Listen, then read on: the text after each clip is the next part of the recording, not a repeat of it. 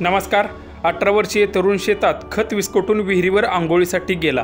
कपडे काढून विहिरीतून पाणी काढण्यासाठी बादली टाकली आणि तेवढ्यात असं। सविस्तर बातमी पुढे पाहण्याआधी तुम्ही आपल्या चॅनलवरती नवीन असाल तर आपला आरजी मराठी न्यूज चॅनल जरूर सबस्क्राइब करून घ्या। जामनेर तालुक्यातील टाकळी गावातला धीरज नारायण पवार हा 18 वर्षीय तरुण नुकताच 12वी पास झाला होता। कॉलेज सुरू होण्यासाठी अजून काही दिवस बाकी असल्याने काही पैसे घर खर्चाला आणि काही पैसे कॉलेजमधील खर्चासाठी लागतील म्हणून धीरज हा गावातच रोजगार करत होता। बऱ्यापैकी सगळीकडेच पाऊस चांगला झाल्याने शेतकऱ्यांनी पेरणी करून आता पिकाला खत टाकण्याचं काम चालू केलं आहे। धीरज हा श्रीधर झावरू यांच्या पिंपळगाव गोलाईतल्या शेतात बुधवारी दुपारच्या वेळी खत टाकायला रोजगाराने गेला होता। संपूर्ण रानात त्याने खत विस्कटलं।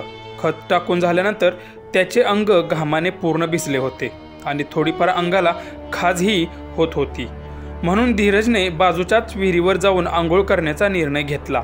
त्यानंतर तो लगेच विहिरीवर आला आणि कपडे काढून एका रश्शीला बादली बांधून विहिरीत टाकली।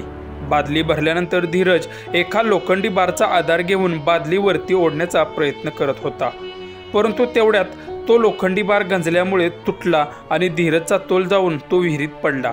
धीरजला पोहता येत नव्हतं।